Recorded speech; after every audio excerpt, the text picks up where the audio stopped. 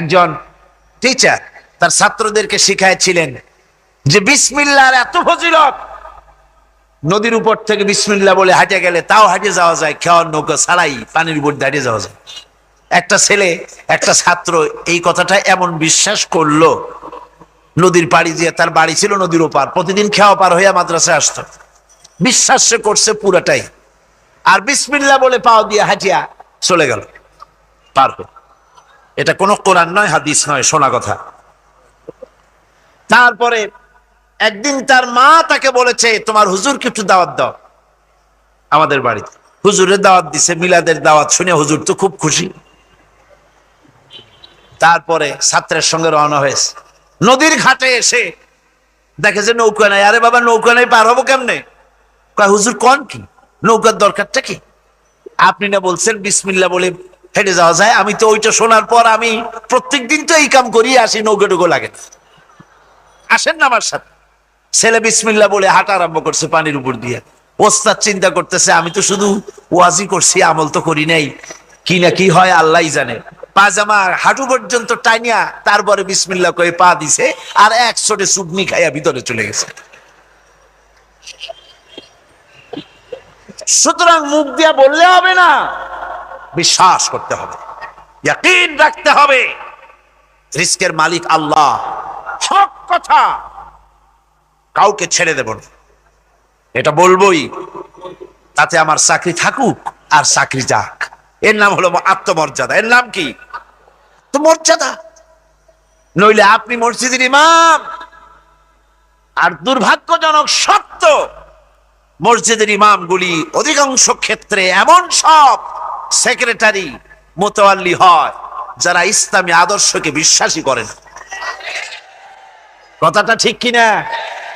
ধর্মনিরপেক্ষতাবাদী, কিন্তু মসজিদের সেক্রেটারি, মাদ্রাসার সেক্রেটারি, ঈদগাহের সেক্রেটারি।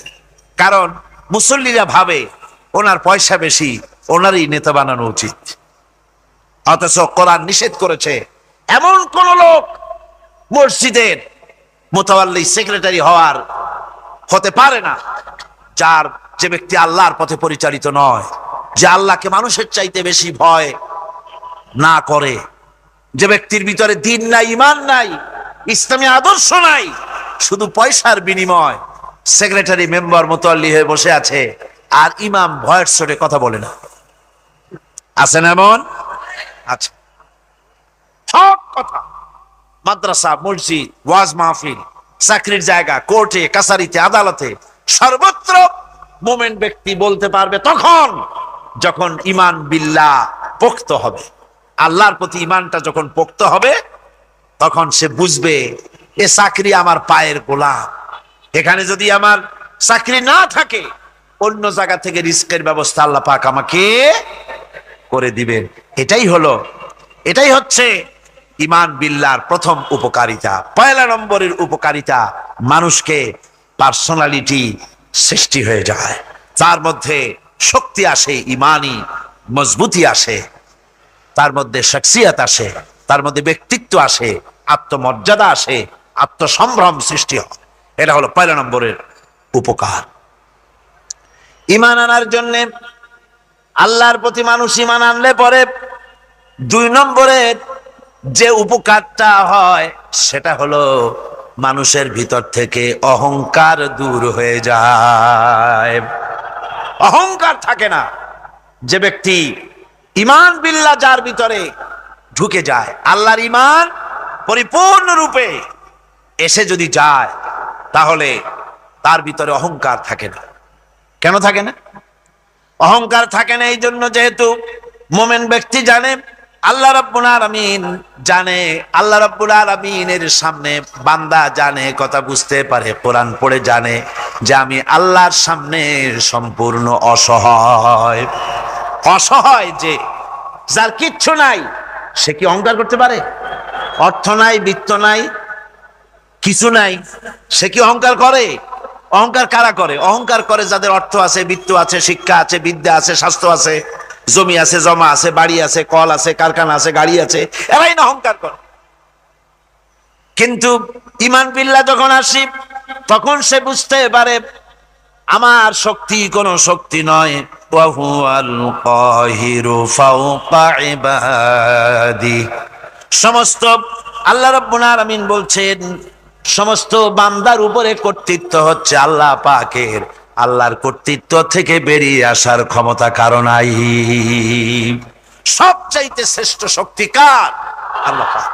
ওই আল্লাহ রাব্বুল আলামিন বলেছেন, চ্যালেঞ্জ করেছেন, যদি সম্ভব করতে পারো, অহংকার করতেছো, বড়াই করতেছো, যদি সম্ভব করতে পারো আমার জমিন থেকে বেরিয়ে যাও। যদি সম্ভব করতে পারো, অহংকার তো খুব করো, বাস করো আমার জমিনের উপরে, খাও আমার ফসল, জীবন আমি দিলাম, চক্ষু আমি দিলাম, আমার চোখ দিয়ে দেখো, আমার দেওয়া কান দিয়ে শোনো, আমার দেওয়া বিবেক দিয়ে চিন্তা করো, সব তো আমি দিয়েছি, তারপরেও যদি অহংকার করো। ইয়া মাশারাল জিন্নি ওয়াল ইনসি ইন ইসতাতা'তুম আন তানফুযু মিন আকতারিস সামাওয়াতি ওয়াল আরদ فانفذوا لا تنفذون إلا بسلطان। হে পৃথিবীর মানুষেরা, হে পৃথিবীর জিনেরা, ইয়া মাশারাল জিন ওয়াল ইনস, হে পৃথিবীর মানুষ, মনুষ্য জাতি এবং জিন, যদি সম্ভব করতে পারো তাহলে আমার ইহাতা থেকে, আমার জমিন থেকে, আমার জমিনের উপর থেকে বেরিয়ে যাও। এমন দেশে যাও যেখানে আমার সূর্য নাই, যেখানে আমার চন্দ্র নাই, যেখানে আমার আলো নাই, যেখানে আমার বাতাস নাই, অক্সিজেন নাই, আমার পানি নাই।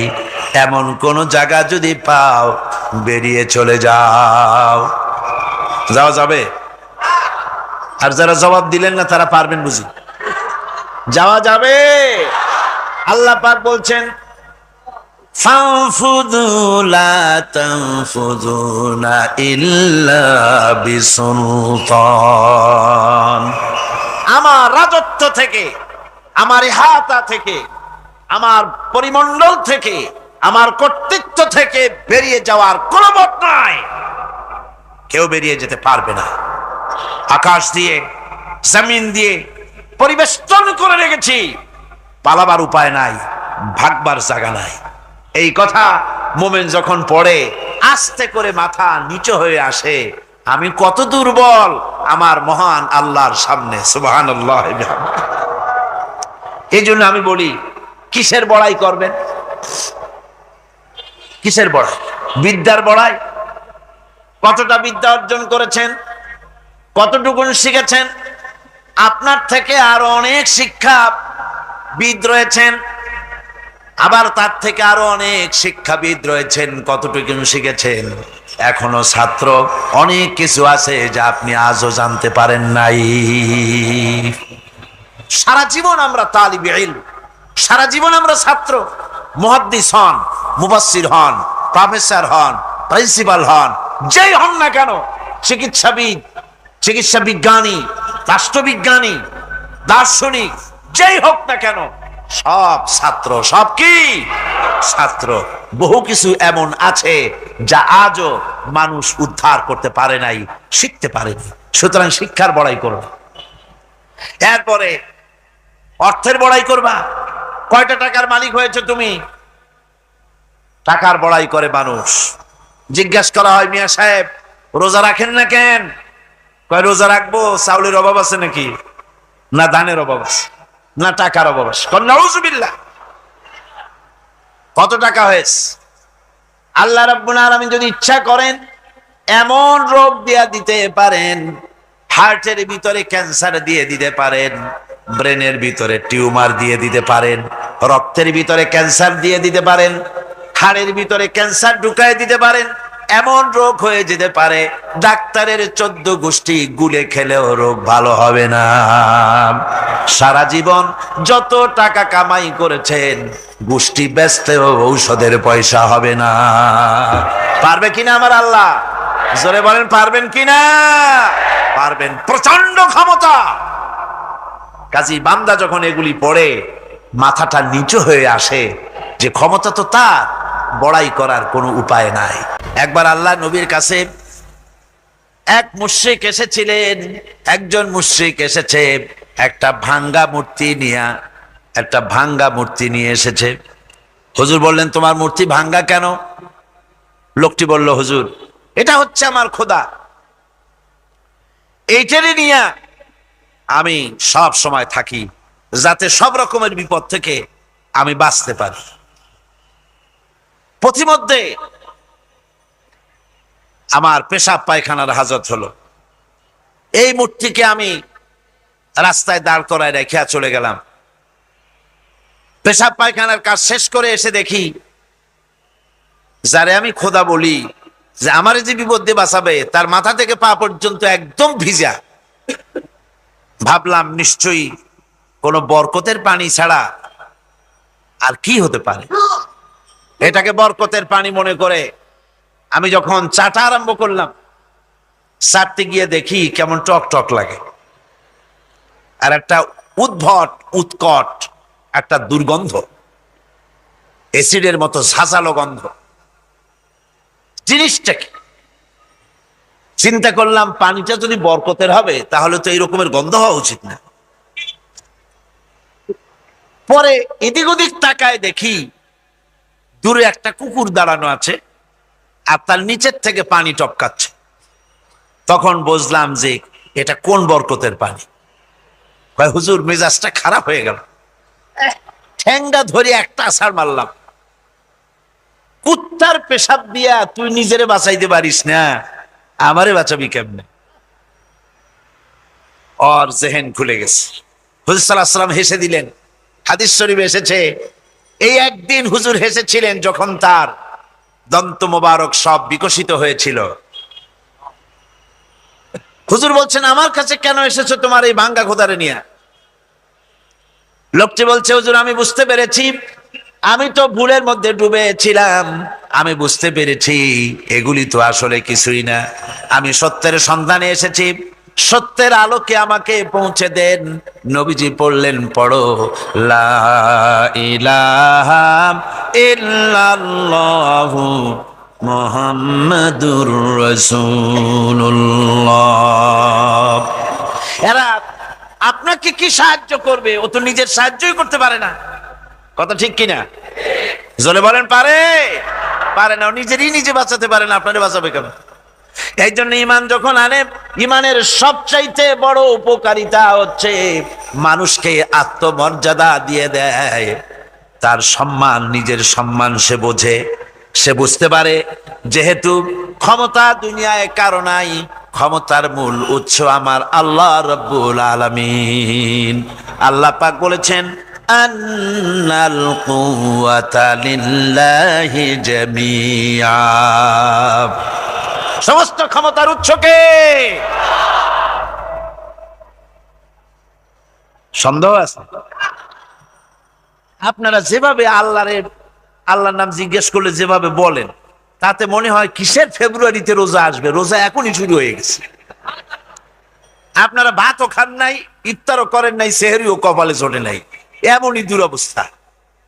এরকম তো হওয়া উচিত না। আমি তো দীর্ঘদিনের লালিত স্বপ্ন, ইসলামের বিপ্লব হবে চট্টগ্রাম থেকে, আর সেই মুজাহিদরা যদি আল্লাহর নামটা নিতে, যদি মহব্বতের সাথে না নিতে পারে, তো একটা কথা হইল। জোরে সরে বলেন, সমস্ত ক্ষমতার উৎস কে? হ্যাঁ, এবার না বোঝা গেল যে পারবেন। আল্লাহ পাক হচ্ছেন সমস্ত ক্ষমতার উৎস। এইটা যদি বিশ্বাস করেন, তাহলে আপনাকে পরাভূত করতে পারে, পরাজিত করতে পারে এমন ক্ষমতা এই পৃথিবীতে কারো। আল্লাহ রাব্বুল আলামিন বলেছেন, ওয়ামা লাকুম মিন দুনিল্লাহি মিন ওয়ালিয়্যিন ওয়ালা নাসীর। তিনি ছাড়া তোমাদের কোনো অভিভাবক নাই, সাহায্যকারীও নাই। মুমিনের ওলি কে? মুমিনের অভিভাবক কে? সাহায্যকারী কে? আল্লাহ পাক। আমার বন্ধুগণ, সুতরাং পার্সোনালিটি তৈরি হবে ইমানের সবচাইতে বড় উপকারিতা। প্রথম উপকারিতা হচ্ছে এই মানুষকে ব্যক্তিত্ব সম্পন্ন করে দেয়, সে কাউকে ভয় করে না, সকলে তারই ভয় পায়। কয় সুবহানাল্লাহ। আল্লাহ রাব্বুল আলামিন বলেন, ওয়াইন ইয়ামসাসকাল্লাহু বিদুররিন ফালা কাশিফা লাহু ইল্লা হুয়া ওয়া ইউরিদিকা বিখাইরিন ফালা রাদ্দা লিফাদলি। আল্লাহ পাক বলছেন, আল্লাহ রাব্বুল আলামিন তোমাকে যদি কোনো বিপদ দেন, এই বিপদ থেকে তোমাকে কেউ মুক্ত করতে পারবে না, কেউ বাঁচায় দিতে পারবে না। আল্লাহ যদি তোমার জন্য বিপদ রেখে দিয়া থাকেন, এই বিপদ থেকে বাঁচাবার ক্ষমতা কারো নাই। আর আল্লাহ যদি তোমাকে কোনো কল্যাণ দিতে চান, তাহলে সেই কল্যাণ প্রতিহত করতে পারে, সে কল্যাণের পথে বাধা দিতে পারে। আকাশে জমিনে এমন কেউ নাই। সুবহানাল্লাহ পড়ে। কাজে শক্তি তো সবটাই আল্লাহ রাব্বুল আলামিনের, ক্ষমতা সবটা কার? আল্লাহ সুবহানাহু ওয়া তাআলা। কল্যাণও করেন তিনি, আর অকল্যাণ যদি করেন, সে অকল্যাণ থেকে বাঁচবার উপায় নাই। কল্যাণ যদি করতে চান, ঠেকাবারও কারো উপায়। মুমিন ব্যক্তির আত্মমর্যাদা এভাবে বেড়ে যায় ইমানের কারণে। ইমানের কারণে তার আত্মমর্যাদাটা এত বেড়ে যায় যে সে হক কথা বলতে গিয়া রিজেকের চিন্তা করে না, চাকরির চিন্তা করে না। হক কথাটা যদি বলি, আমি সরকারি চাকরি করি, হক কথা বললে পরে চাকরি থাকবে না। ইমামতি করি, হক কথা বললে পরে চাকরি থাকবে না। এই জাতীয় হীনমন্যতা তার মনের ভিতরে জায়গা পাবে না, যেহেতু কোরআন তারে শিখাইছে। কিসের ভয়? রিস্কের চিন্তা করো। রিস্কের চিন্তা করার কোনো দরকার নাই। কোরআন তোমাকে বলে দিয়েছে, ঈমান এনেছো তুমি যার উপরে, ইন্নাল্লাহা হুয়ার রাজ্জাকু যুল কুওয়াতিল মাতিন। নিশ্চিতভাবে আল্লাহই হচ্ছেন মহান রিজেক দাতা। নিরঙ্কুশ ভাবে রিজেকের চাবিকাঠি তারই হাতে।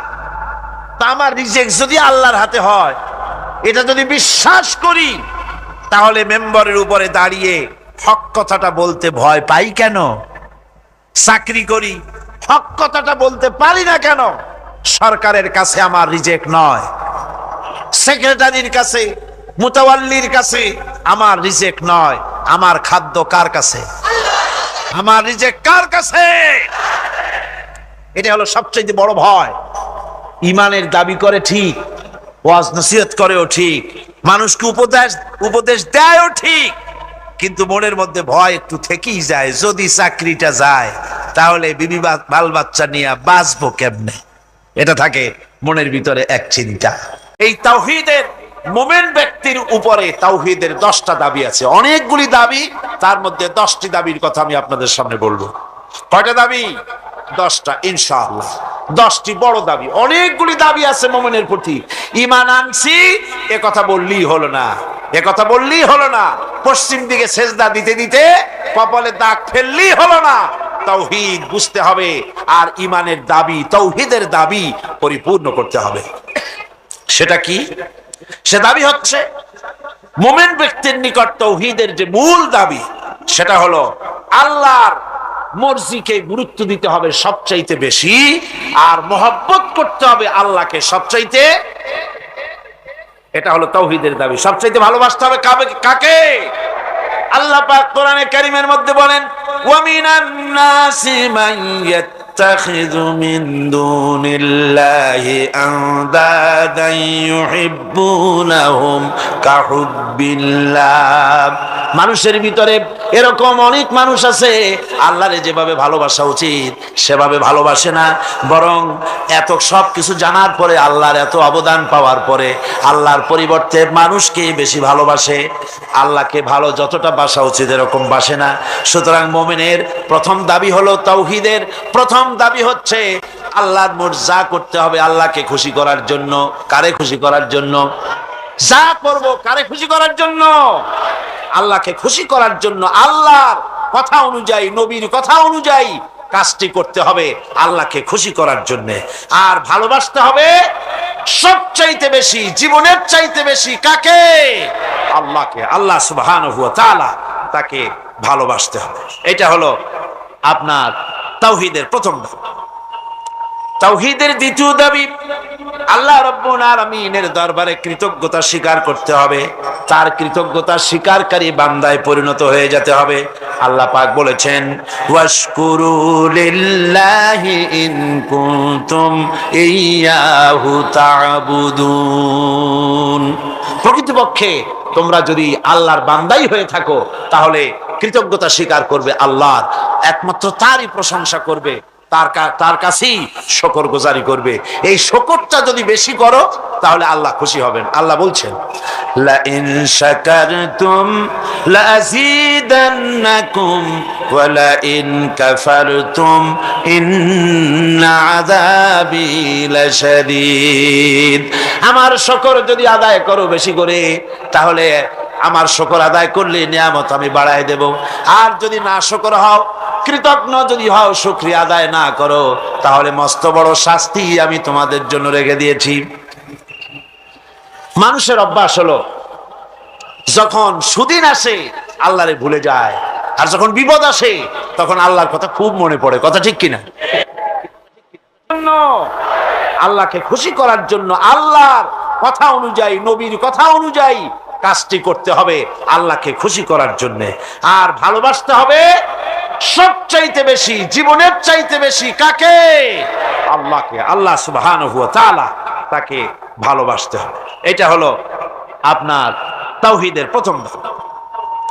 তাওহীদের দ্বিতীয় দাবি, আল্লাহ রাব্বুল আলামিনের দরবারে কৃতজ্ঞতা স্বীকার করতে হবে, তার কৃতজ্ঞতা স্বীকারকারী বান্দায় পরিণত হয়ে যেতে হবে।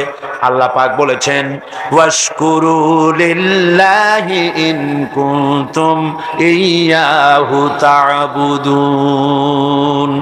প্রকৃতপক্ষে তোমরা যদি আল্লাহর বান্দাই হয়ে থাকো তাহলে কৃতজ্ঞতা স্বীকার করবে আল্লাহর, একমাত্র তারই প্রশংসা করবে, তার কাছেই শুকরগুজারি করবে। এই শুকরটা যদি বেশি করো তাহলে আল্লাহ খুশি হবেন। আল্লাহ বলছেন, লা ইন শাকারতুম লাযীদান্নাকুম ওয়া লা ইন কাফারতুম ইন্না আযাবি লাশাদীদ। আমার শুকর যদি আদায় করো বেশি করে, তাহলে আমার শুকর আদায় করলে নিয়ামত আমি বাড়ায় দেব। আর যদি না শুকর হও, কৃতজ্ঞ যদি হও, শুকরিয়া আদায় না করো, তাহলে মস্ত বড় শাস্তি আমি তোমাদের জন্য রেখে দিয়েছি। মানুষের অভ্যাস হলো যখন সুদিন আসে আল্লাহরে ভুলে যায়, আর যখন বিপদ আসে তখন আল্লাহর কথা খুব মনে পড়ে। কথা ঠিক কিনা? কোরআনে কারীম বলছে, ওয়াইদা আনআমনা আলাল ইনসানি আ'রাদা ওয়া নাআ বিজানিবিহি ওয়াইদা মাসসাহুশ শাররু ফাযু দুআইন আরিদ। আল্লাহ রাব্বুল আলামিন বলেন, যখন আমি বান্দাকে নিয়ামত দেই, নিয়ামত পেলে পরে তখন সে পিঠ প্রদর্শন করে আমারে বুড়ো আঙ্গুল দেখায়। আর যখন বিপদ আসে তখন লম্বা চৌড়া দোয়া শুরু করে যায়। দেখেন না, যখন তুফান হয়, ঝড় হয়, টর্নেডো হয়, বরকি হয়, প্রচন্ড ঝড় এসেছে, এই ঝড়ের মোকাবেলায় কাঁদতে থাকে, আল্লাহ আমারে বাঁচাও, রক্ষা করো। আল্লাহ যদি দয়া করে মেহেরবানি করে ঘরটারে বাঁচাই দিল, তারপরে সকালবেলা কয় যে আমার বাবা বড় বুদ্ধিমান ছিলেন, পাকা শাল কাঠের খুঁটি দিছিলেন আর তাল গাছের চৌকাঠ দিছিলেন, নইলে কি ঘর টিকতো, যে ধাক্কা লাগছিল। আল্লাহ কয় দেখো বাঁচাইলাম আমি, কানলো আমার কাছে, আর এখন প্রশংসা করে তাল গাছের আর ওর বাপ। বিপদে পড়লে আল্লাহর কথা খুব মনে ওঠে, আর বিপদ যখন যায় আর মনে থাকে না। এক বেচারা তুফানের মধ্যে পড়ছিল, নদীর ঢেউ, প্রচন্ড ঢেউ, বলতেছে আল্লাহ কোন রকম রহম করে আমার একটু খাল পর্যন্ত নিয়ে দাও, তারপর আমি যাইতে পারবো না। বিপদ যখন আসে সে সময় আল্লাহর কথা খুব মনে পড়ে বান্দার, আর বিপদ যখন চলে যায় তখন আল্লাহকে বেমালুম মানুষেরা ভুলে যায়। এই জন্য তাওহীদের দাবি হচ্ছে মানুষ যেন শুকর গুজারকারী, কৃতজ্ঞতা স্বীকারকারী বান্দায় পরিণত হয়ে যাবে, সব জায়গায় শুকর করবে আল্লাহ। পানি খাবে, পানি পান করে বলবে আলহামদুলিল্লাহ, খানা খাবে বলবে আলহামদুলিল্লাহ, কোন একটা ভালো কাজ দেখবে বলবে আলহামদুলিল্লাহ। সমস্ত প্রশংসা হবে আল্লাহ রাব্বুল আলামিনের। কার হবে? আল্লাহ পাকের শুকরিয়া আদায় করতে হবে। সমস্ত ব্যাপারই শুকরিয়া, কৃতজ্ঞতা আল্লাহ। গাছের ফল খুবই মিষ্টি, আম খেলেন, আমটা খুব মিষ্টি লেগেছে, প্রশংসা এমন হবে না যে এই গাছটা বড্ড ভালো, খুব মিষ্টি আম দেয়, বরং প্রশংসা হবে এই গাছের আমটা যিনি মিষ্টি করলেন সেই আল্লাহ পাকের। কথা বুঝে আসছে? ডাক্তারে ওষুধ দিল, রোগ ভালো হয়ে গেল, প্রশংসা ডাক্তারের হবে না, প্রশংসা হবে ওই ডাক্তারকে সঠিক ডায়াগনোসিস করার তৌফিক যিনি দিয়েছেন, যিনি ওষুধটাকে রোগ মাপ করার জন্য কাজে লাগাই দিলেন। প্রশংসা হবে সেই আল্লাহ রাব্বুল আলামিনের। সব সময় সমস্ত ব্যাপারে প্রশংসা, একমাত্র প্রশংসা কার? আল্লাহ। মানুষেরা বোঝে না, মানুষেরা তাই কৃতজ্ঞতা স্বীকার করতে জানে না, আল্লাহর শুকরিয়া আদায় করে না। আল্লাহ পাক বলেন আমার যত নিয়ামত দিয়েছি নিয়ামতগুলি খাও আর শুকরিয়া আদায় করো। কিভাবে? আলহামদুলিল্লাহি রাব্বিল আলামিন। সবাই পড়েন আলহামদুলিল্লাহি রাব্বিল আলামিন। একটুখানি জোরে সোরে জিকির করেন লা ইলাহা ইল্লাল্লাহ, লা ইলাহা।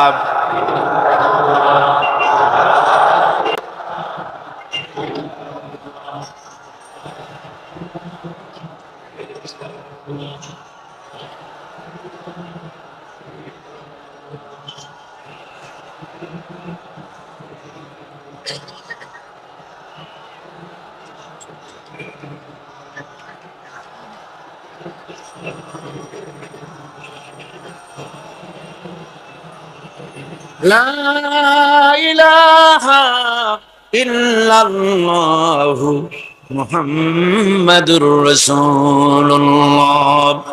তাওহীদের তৃতীয় দাবি হচ্ছে, দাবিগুলি মুখস্থ করে যান, কাজে লাগবে, কিয়ামতের দিন কাজে লাগবে, দুনিয়ায় কাজে লাগবে। এই তাওহীদ যদি না বুঝি, শিরক থেকে যদি না বাঁচতে পারি, ঈমান যদি বদ্ধমূল না হয়, দুনিয়ার ভিতরে মুসলমান টিকে থাকার কোনো কারণ নাই।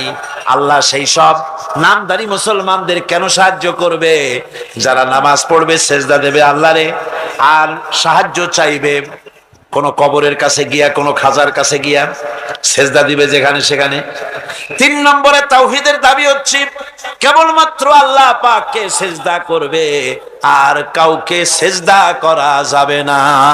সেজদা হবে কার জন্য? চিল্লা কোন কার জন্য? আল্লাহ রাব্বুল আলামিন বলে দিয়েছেন চন্দ্রকে সেজদা দিও না, সূর্যকে সেজদা দিও না, কাউকে সেজদা দিবা না। সেজদা দিবা কেবলমাত্র আমি আল্লাহরে। মাথাটা আমার সামনে নত করে দাও। আমি সেদিন বলেছিলাম, বোধহয় মনে আছে, আমাদের শরীরটাই আল্লাহ বানাইছেন সেজদা দেওয়ার কায়দা করে, যাতে করে সেজদাটা দেওয়া যায়। দেখেন হাতটার কোনায় এই কেনুর ভিতরে যদি জোড়া না হইতো তাহলে সেজদার সময় হাতটা ভাঁজ হইতো না, ঠিক কিনা? বোঝেন কথা? কেনুতে যদি কবজা না হতো এটা কি হাত হইতো না লাঠি? লাঠি হয়ে যেত। হাতের আঙ্গুলগুলোর ভিতরে যদি কবজা না হতো হাতটা একটা কাটা চামচে পরিণত হয়ে যেত, ঠিক কিনা? কোমরে যদি কবজা না থাকতো আপনি একেবারে বাঁশের মতো খাড়া হয়ে থাকতেন। হাঁটুতে যদি কবজা না থাকতো রুকু দিতে পারতেন না, সেজদা দিতে পারতেন না। প্রমাণ হয় মানুষকে যেভাবে আল্লাহ বানাইছেন তাতে বোঝাই যায় উদ্দেশ্যই হলো মানুষ যেন আল্লাহরে সেজদা করে। হাত দিয়া, নাক দিয়া, কপাল দিয়া, হাঁটু দিয়ে এভাবে করে সেজদা মানুষ ছাড়া আর কেউ দিতে পারে। এই সেজদা অনেক মানুষ আছে পীরের সেজদা দেয়, মাজারে গিয়া সেজদা দেয়, জোরে বলেন নাউজুবিল্লাহ। হারাম, কাফের হয়ে যাবে। কি হয়ে যাবে? কাফের হয়ে যাবে। সেজদা দেওয়া যাবে না।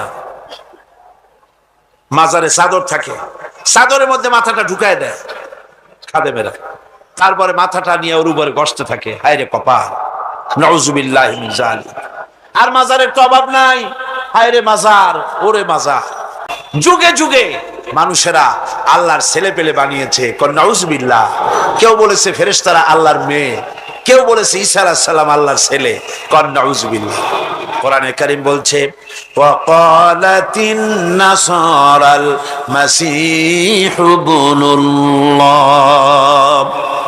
খ্রিস্টানেরা বলে ঈসা আলাইহিস সালাম হচ্ছেন আল্লাহর পুত্র। চিৎকার দিয়ে বলুন নাউজুবিল্লাহ।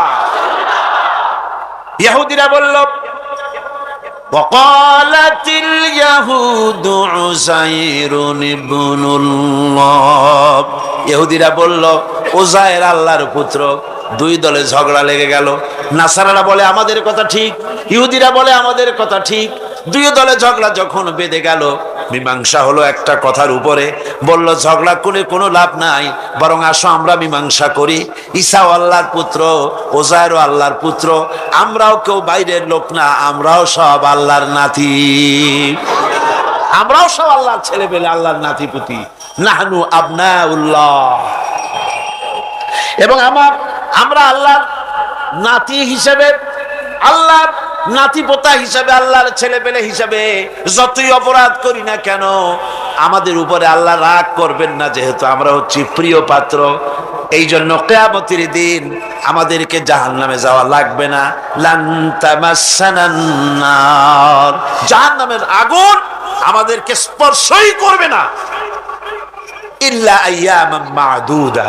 হ্যাঁ, যদি কোনো কাজে আল্লাহ বেশি রাগ করে বসেন, তাহলে এই কোন রকম একটু বাগুনের মতো আগুনে থুইয়া সেক দিয়ে উঠায় নিয়ে আসবে, বেশি সময় আগুনে ভালায় রাখবে না। এভাবে করে দুনিয়ায় যুগে যুগে জালিমেরা আল্লাহর ছেলে বানিয়েছে, আল্লাহর মেয়ে বানিয়েছে। আপনারা বলেন নাউজুবিল্লাহ। আল্লাহ পাক বলেন বাদিউস সামাওয়াতি ওয়াল আরদ আন্না ইয়াকুনু লাহু ওয়ালাদুন ওয়া লাম তাকুন লাহু সাহিবাতুন ওয়া খালাকা কুল্লা শাই। আকাশ এবং জমিনের উদ্ভাবক স্রষ্টা হচ্ছেন আল্লাহ সুবহানাহু ওয়া তাআলা। আকাশ আর জমিন তো তিনিই সৃষ্টি করেছেন। কোত্থেকে তার জীবন, তার ছেলে আসবে কোত্থেকে, মেয়ে আসবে কোত্থেকে, যখন তার কোনো জীবন সঙ্গিনী নাই? বরং তিনি সব সৃষ্টি করেছেন। আকাশ জমিন যা তোমরা দেখতে পাও সব তিনি সৃষ্টি করেছেন।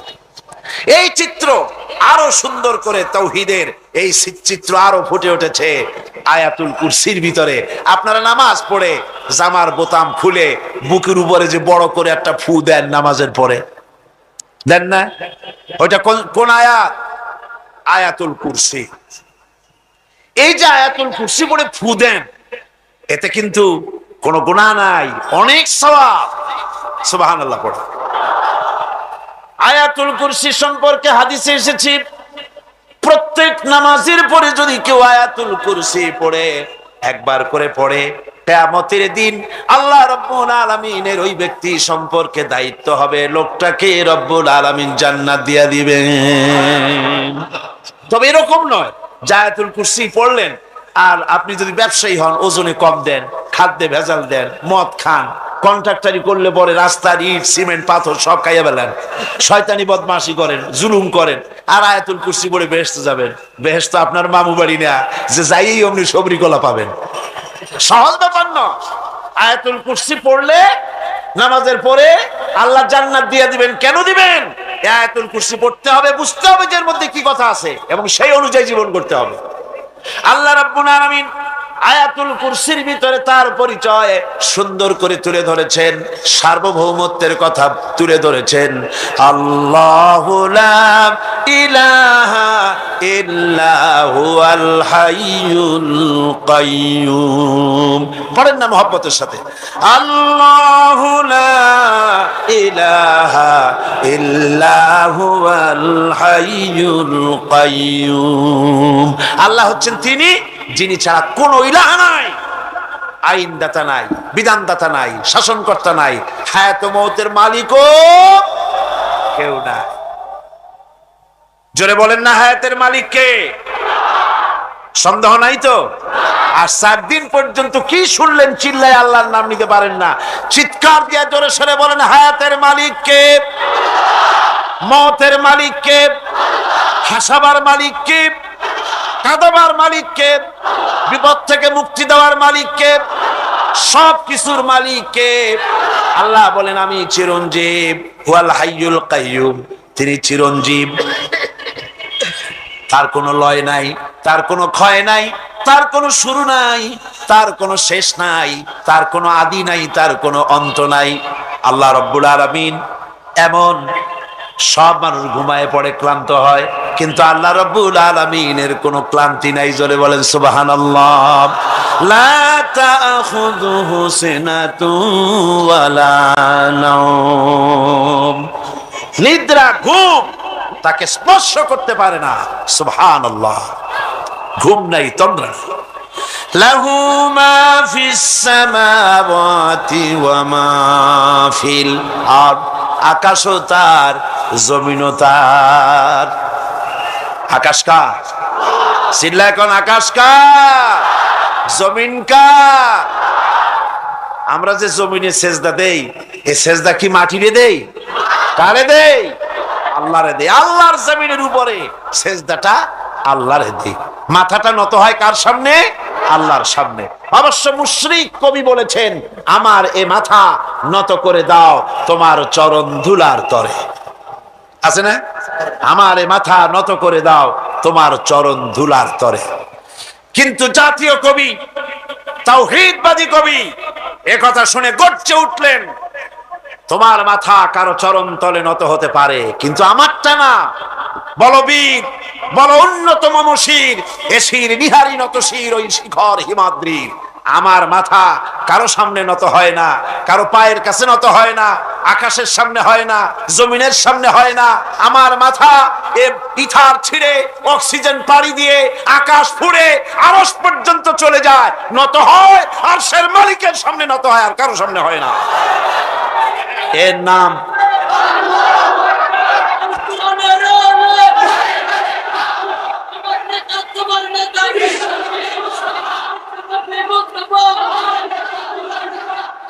তাওহীদের। এই সলিড তাওহীদে বিশ্বাস করা লাগবে।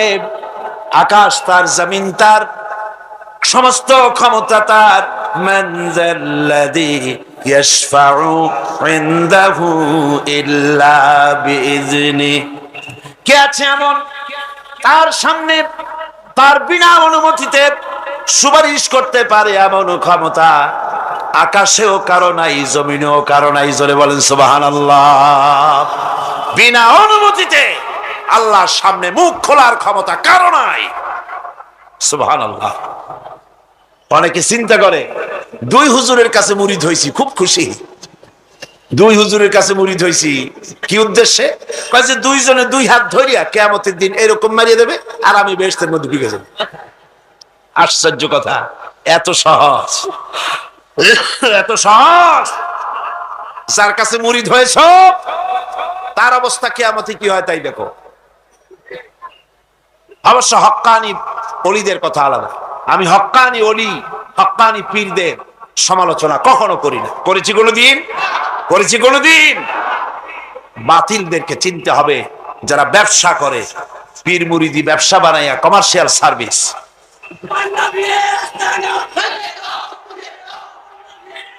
সুতরাং সুপারিশ, সুপারিশ কিয়ামতের দিন আল্লাহর দরবারে, আল্লাহর দরবারে কেউ করতে পারবে না আল্লাহ যদি পারমিশন না দেয়।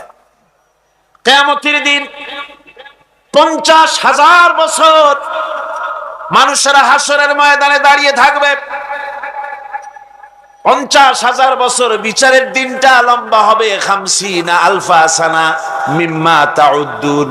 এই পৃথিবীতে তোমাদের গণনা মতে 50,000 বছর যত বড় লম্বা, কিয়ামতের বিচারের দিনটা হবে অত বড় লম্বা। মানুষেরা হয়রান হয়ে যাবে।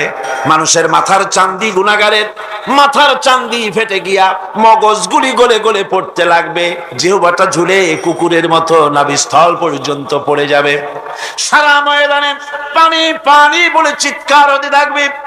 মানুষেরা বিভীষিকাময় দৃশ্য দেখে হয়রান হয়ে যাবে, ভয়ের চোটে কলিজা গলার কাছে চলে আসবে, কোনো উপায় নাই। মানুষেরা হয়রান হয়ে গিয়ে হযরত আদম আলাইহিস সালামের কাছে যাবেন, আল্লাহর কাছে একটু সুপারিশ করেন আমাদের বিচার হয়ে যাক। হযরত আদম বলবেন আমার দ্বারা সম্ভব নয়, আমি নিজে আল্লাহর এক হুকুমকে ভঙ্গ করেছিলাম, জানি না আল্লাহ রাব্বুল আলামিন আমার সাথে আজকে কি ব্যবহার করেন। মিয়া সাহেব মাথা খাটান, বুদ্ধি খাটান, চিন্তা করেন আকল দিয়ে, বিবেক দিয়ে। আবাল বাশার আদম আলাইহিস সালাম আল্লাহর দরবারে কথা বলতে সাহস পাবেন না। বলবেন নূহের কাছে যাও, নূহ আলাইহিস সালাম বলবেন আমি পারবো না। ইব্রাহিমের কাছে চলে যাও, ইব্রাহিম আলাইহিস সালাম বলবেন আমিও পারবো না। সকলে এক এক অজুহাত দিবেন। বলবেন যাও মুসা আলাইহিস সালামের কাছে, তিনি বলবেন আমিও পারবো না। যাও ঈসা আলাইহিস সালামের কাছে, হযরত ঈসা বলবেন আমি তো পারবোই না, কারণ গোটা পৃথিবীর শত শত কোটি নাসারা আমারে আল্লাহর ছেলে বলেছে, আমি তো তাদেরকে কথা বলতে পারি নাই, জানি না আজই হাসরের ময়দানে আল্লাহ রাব্বুল আলামিন আমার সাথে কি ব্যবহার করেন। তবে আমি একটা পরামর্শ দিতে পারি, আল্লাহ রাব্বুল আলামিনের দরবারে আজকে কেবল কথা বলতে পারবেন বিশ্ব নবী জনাবে মুহাম্মদুর রাসূলুল্লাহ সাল্লাল্লাহু আলাইহি ওয়াসাল্লাম। হাসরবাসীরা তার কাছে যাবেন, নবীজি মাকামে মাহমুদে আল্লাহর দরবারে সেজদায় পড়ে যাবেন। এই সেজদায় কত কাল চলে যাবে আল্লাহ পাক ভালো জানেন। সেজদায় পড়ে শুধু কাঁদতেই থাকবেন। রব্বুল আলামিন বলবেন হাবিব মাথা উঠান, আপনার দরখাস্ত আমি আল্লাহ রব্বুল আলামিন মঞ্জুর করে নেব। সুবহানাল্লাহ বিহামদিহি।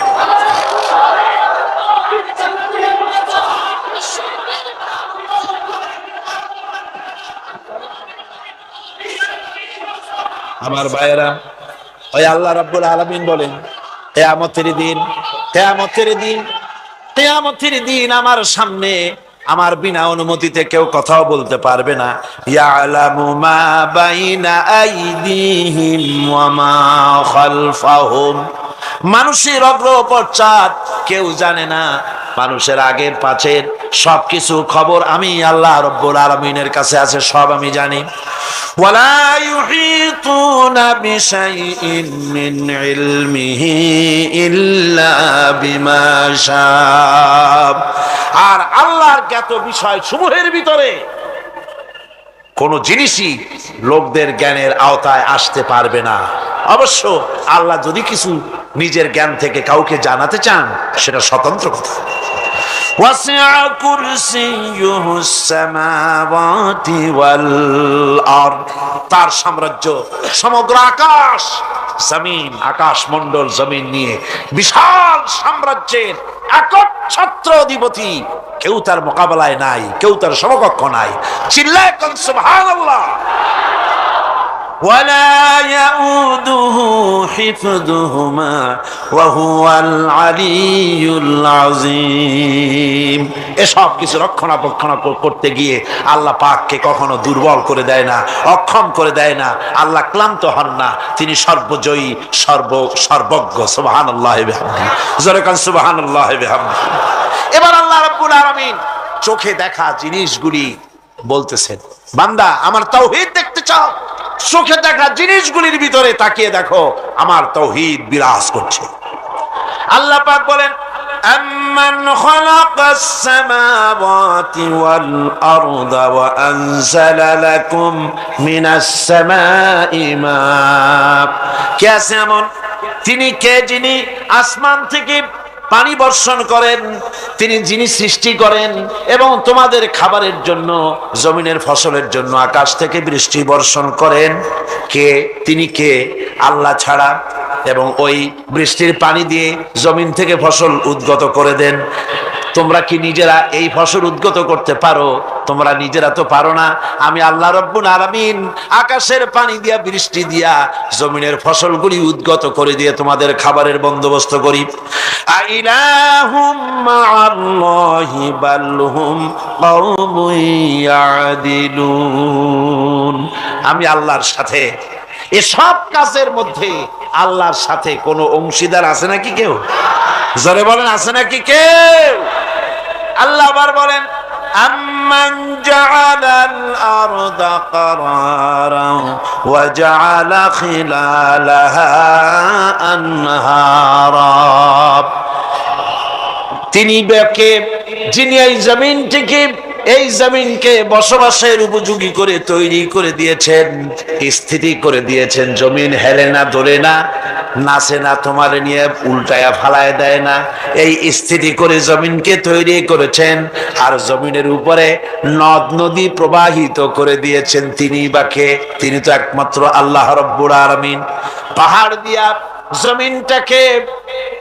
দিয়া এমন ভাবে টাইট করে দিয়েছেন যাতে করে জমিন তোমাকে নিয়ে নড়াচড়া করতে না পারে।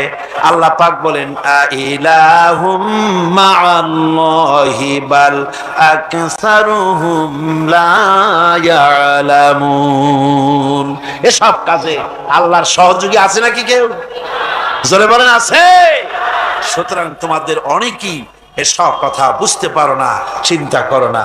তোমাদের সমস্ত বিপদ আপদ মুসিবত সব সময় সব জায়গায় আমার সাহায্য বর্তমান। তাওহীদ ছড়িয়ে আছে পৃথিবীর সর্বত্র, আকাশে জমিনে মহাশূন্যে। এসবগুলি দেখে এর দ্বারা তোমরা হেদায়েত নিতে পারো। ভাইরা আমার, এই তাওহীদে পরিপূর্ণ বিশ্বাস করতে হবে।